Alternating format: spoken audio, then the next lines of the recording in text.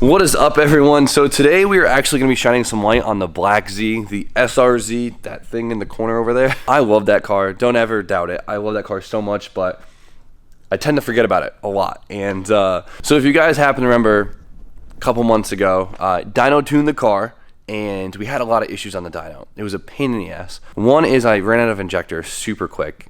As soon as we got past 10 PSI of boost, the injectors were maxed out, and it was dangerous and it was sketchy. And on top of that, even worse, was the car was actually retarding timing as the RPMs increased.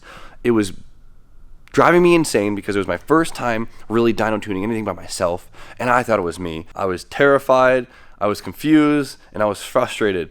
Comes to find out it was a mechanical issue, and it ended up being my igniter, which was the last thing I was expecting. I thought it was a cam angle sensor, and I went crazy, but we figured it out. I borrowed Drew's igniter, and we finished the tune, at least what the tune was. So of course, I ordered myself a new igniter, which happens to be a remake by ISR, but I ordered this off eBay.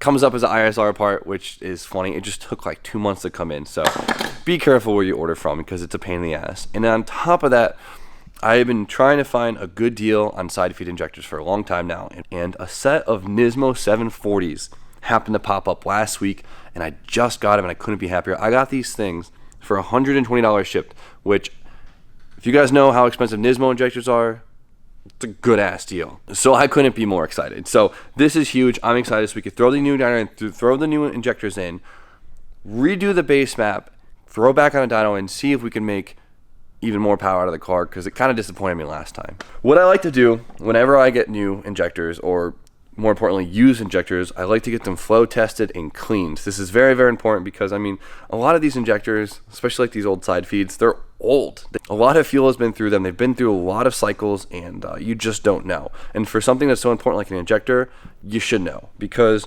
when tuning a car, you tune off of your AFR gauge. So you want to, tune a car for certain AFRs. 99% of the time when you're tuning a car, you have one O2 sensor for all 4 cylinders. So you could potentially have one cylinder that's running way leaner than the rest, and it's extremely dangerous. So it's very important you test all your injectors, get them cleaned before you throw them in, because it could potentially ruin your motor a lot faster than you think. So side feed injectors are kind of a pain in the ass to get tested and cleaned, but luckily Justin down at Morfab has the right stuff to do, and he's gonna hook it up. So we're gonna go down there in a little bit, get these tested, get these cleaned, and go from there. So we'll see you soon, Justin.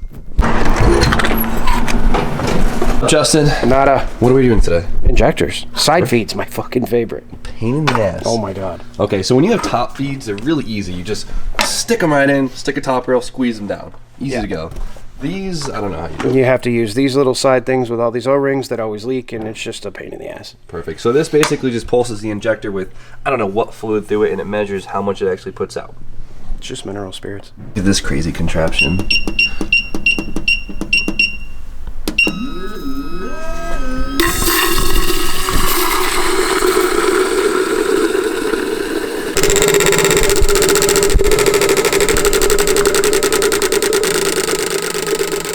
So this is a quick flow test, and these two happen to be perfectly even, which is very, very good. The last two. Last two exactly the same as the first two. Exactly. Mm-hmm. Perfect. Yes, sir. We're good. We got good injectors. Sweet. So all the injectors turn out mint. They all flow perfectly even, which is awesome news, because usually there is like a plus or minus 10% in there, especially with cheaper injectors. So couldn't be more excited. Huge shout out again to Justin at Morfab. Of course, if you guys haven't checked out his YouTube channel yet, I'll put it in the description. He does a lot of fab stuff. He does a lot of general maintenance stuff. He's just really smart guy. Learn a thing or two. So we're gonna go down to Kenny's, and I have to steal his laptop because I forgot mine at home. So let's go see what he's up to. Got Kenny's fancy laptop. Make me feel like a real tuner. Look at this thing. You could hit somebody with it. How much was this handle, huh? How much was the handle? Yeah. I 3D printed it. You liar. The computer I need right here. This thing's fancy. This is like a Nextel version of a laptop. This thing's badass. So we're back, obviously. Time to throw the new injectors in. I already took the old ones out prior because, I was being proactive and shit, and these just click right in. Nice and easy. I'm gonna reuse the injector seals, which you probably shouldn't do. Hopefully they don't leak. We'll find out pretty quickly and go from there.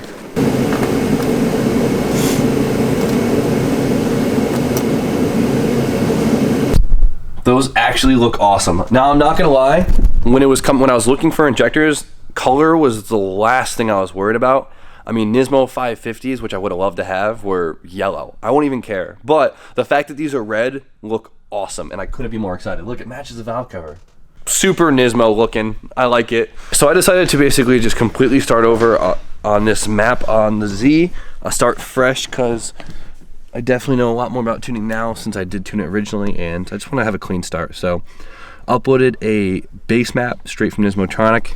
They offer a lot of startup calibrations, just like most ECUs tend to offer a good package of startup calibrations, which is like, has all your trigger functions, has all your basic data, and you just kind of grow off of that. All right, I think my base map is set up enough to just drive at the Kenny's right now. So I think we're just gonna dyno tune the Z tonight. I wasn't planning on it, honestly, but we're gonna do it.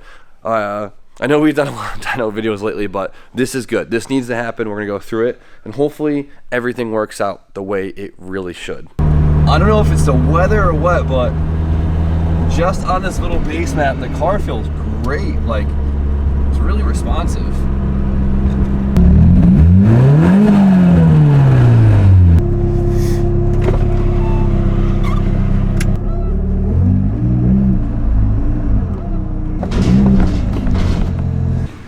All over again, guys. We've been here before.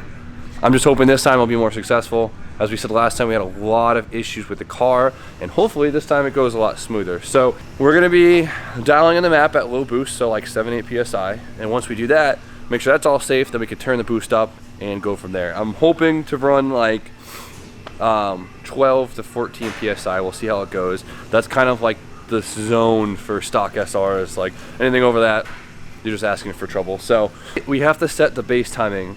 Whenever you get a car together for the first time, you always got to check the base timing right off the rip, because that is very, very, very important. So we're gonna get the timing line on, throw it on, and go from there. Manually locked out the timing on the ECU to set the base timing. SRs should be 15 degrees, so we're at 15 degrees. Perfect. We should be good to do our first baseline. So this should be wastegate pressure, should be out about 7 PSI. We're gonna see what happens. Of course, the way we're gonna do this is, now that I have like my idle and everything start up all good, we're gonna pivot on stock boost. I have the ignition table on the softer side, and we're gonna start with fuel. The first thing you wanna do is dial in your fuel table. So we wanna make sure our fuel is good, and then we can mess with timing and then boost.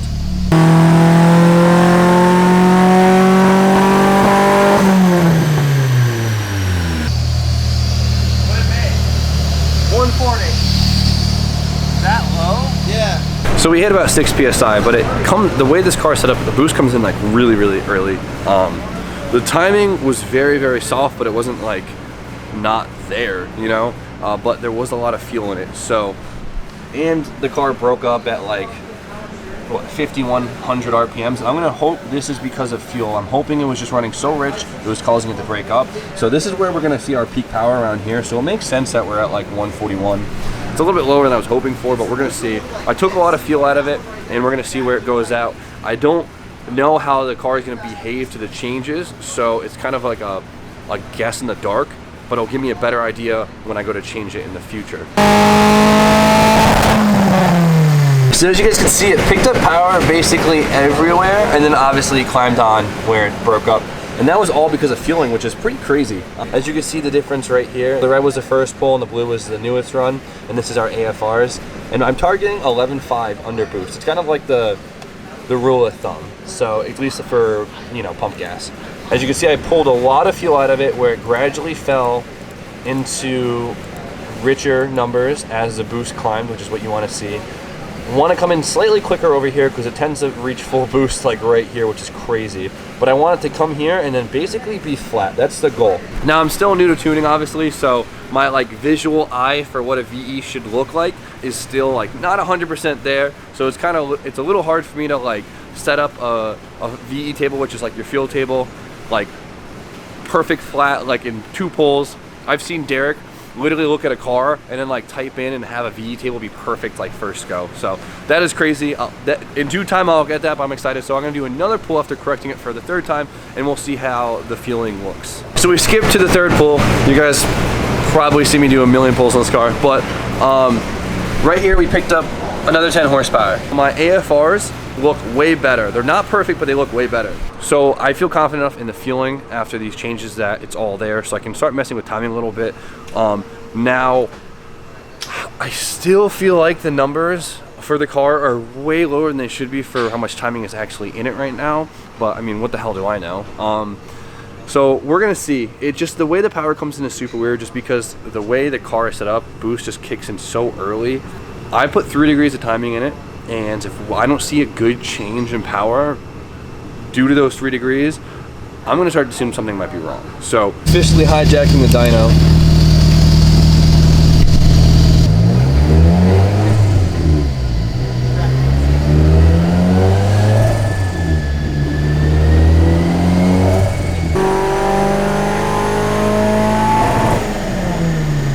Somehow it didn't like the timing. It didn't pick up any power from it.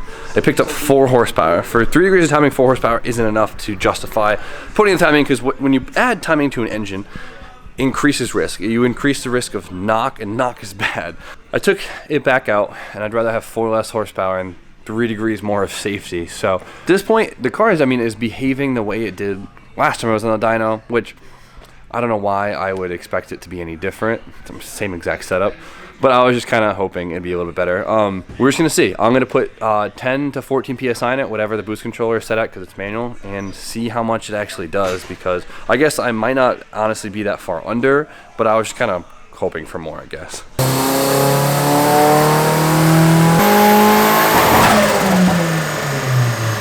So 2 pulls later, the most this car wants to give me is 230 horsepower at 15 pounds of boost.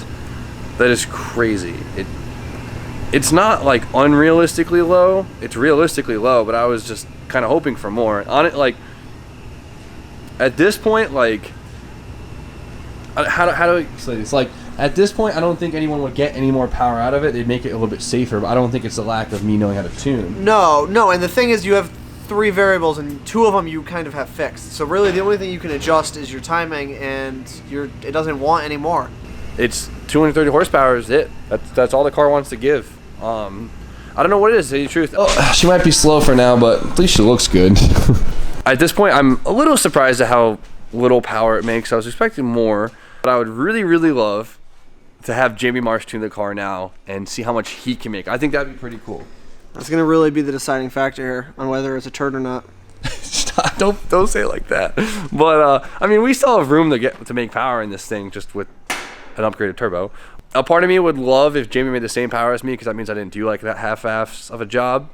But a part of me would also love if he made more power from it, because then something I'm missing, and that means I'd learn more, and that'd be actually pretty cool. So either way, it's a win-win. So hopefully he'd agree to it. So Jamie, if you're watching, let's tune this shit.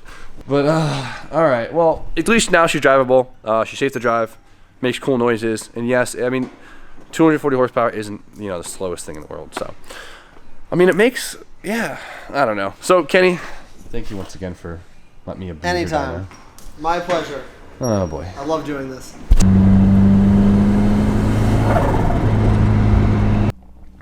I think that's a wrap for today. We got some cool stuff planned for the Miata tomorrow. We're going to get on that. But besides that, if you guys haven't checked it out already, click the link in the description. Join the Patreon. Support the channel. It's cool. I'm giving a lot of I'm trying to give a lot of behind the scenes stuff, trying to talk to a lot of you guys, trying to connect with you a lot of guys, and I've been enjoying it. I hope you guys still like today's video, so you guys know the deal. Like, comment, subscribe, stay tuned for more content, and I'll see you guys tomorrow.